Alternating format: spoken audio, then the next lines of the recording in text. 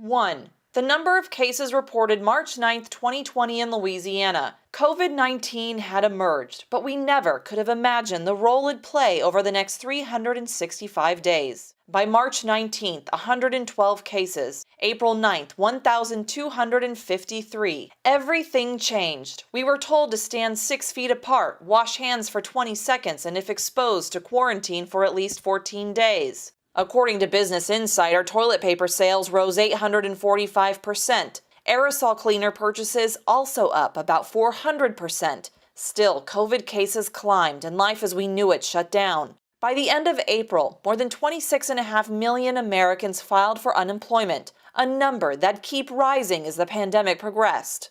According to Forbes, by December, roughly 70 million Americans looked for some sort of jobless benefit, equivalent to about 40% of the entire labor force. The government tried to help, spending about $3.5 trillion and counting in COVID relief.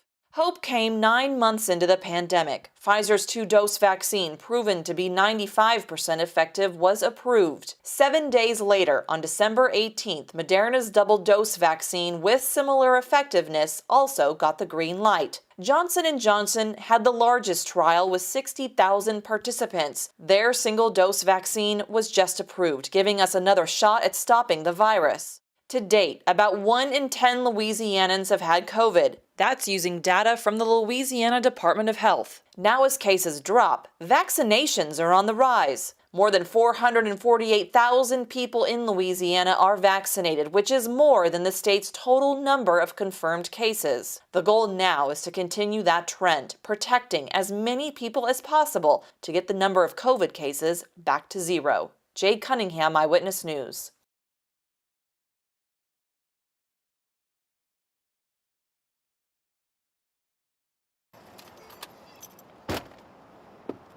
New Orleans EMS is on a mission. I've had patients tell me that they're really happy and they're appreciative of us coming out to their home. A mission to get people who can't leave their house for whatever reason vaccinated against COVID-19. I would say it's a great need. We've had a list of patients, over hundreds, that need the vaccination that's homebound.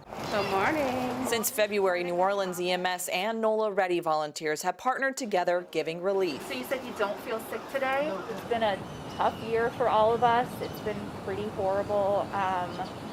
This is kind of hopefully a turning point for all of us, and it's contingent on people getting vaccinated. The whole process is quick and easy.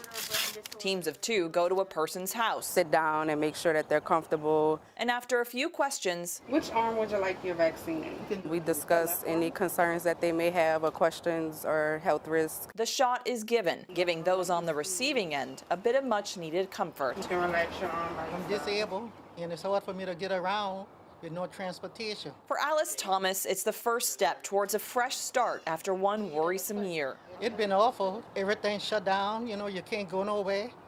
You can't visit nobody. Nobody can visit you. House by house, How are you feeling? I'm feeling all right. these workers are making a difference. This is something that we're doing for the community, and I think everyone should take advantage of that. Giving these people a dose of hope, one shot at a time. Jade Cunningham, Eyewitness News.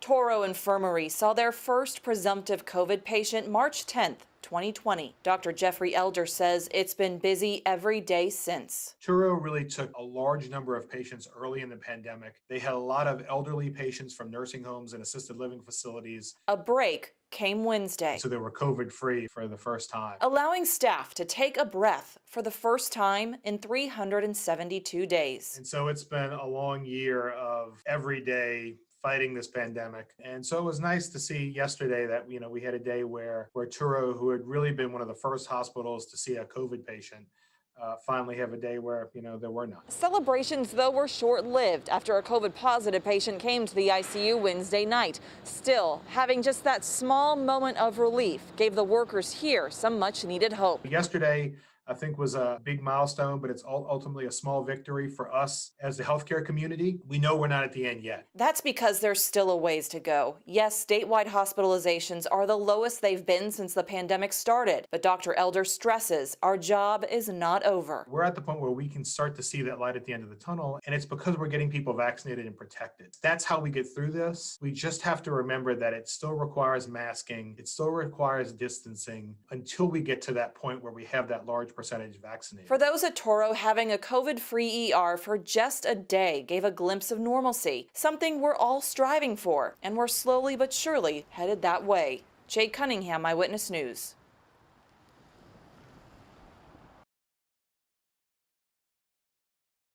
So the pandemic definitely, this is not how I expected, or I think any of us expected to start our first year of law school. For Loyola Law student Kyra Sinclair, virtual schooling has been different. Kind of hard, like being in class with people that you've never even got to meet. But one teacher has made it a bit easier. Well, this has been, I mean, an extraordinary year and difficult in a lot of ways. I've taught all of my courses online remotely. That's Rob Verchick, a law professor who's taught for more than 20 years. This year, there were glitches. Every class, he always had a technical difficulty. I mean, there was not a class that went by where he didn't have his camera cut off or he left the chat. It was just a lot for him, but he never showed his frustration. Still, his daily lessons were invaluable. He's really a great man. He's a great teacher. He cares about us. And Sinclair wanted him to know that. And I have been thankful to my students too over the many years, but this was very special. I've never felt quite the same way as this. Hey everybody. You see, on the last day of class, Put on your cameras if you feel comfortable. students had a surprise. And I'm recording things. The class started, but cameras were off. Well, I thought it was weird. I do have to say that. But I also thought to myself, it's the last day of class, so maybe, I don't know, maybe everybody's in their pajamas. Even if they were, it wouldn't have mattered because what happened next Professor Verchick. took Verchick's Yes. breath away. Before we get started on today's review session, we just wanted to show you a small token of appreciation. And then everybody's cameras come on, and I see everybody there with these hand-drawn signs, you know, saying thank you. So everybody can turn their cameras on. The moment meant the world to Verchick. Oh my goodness.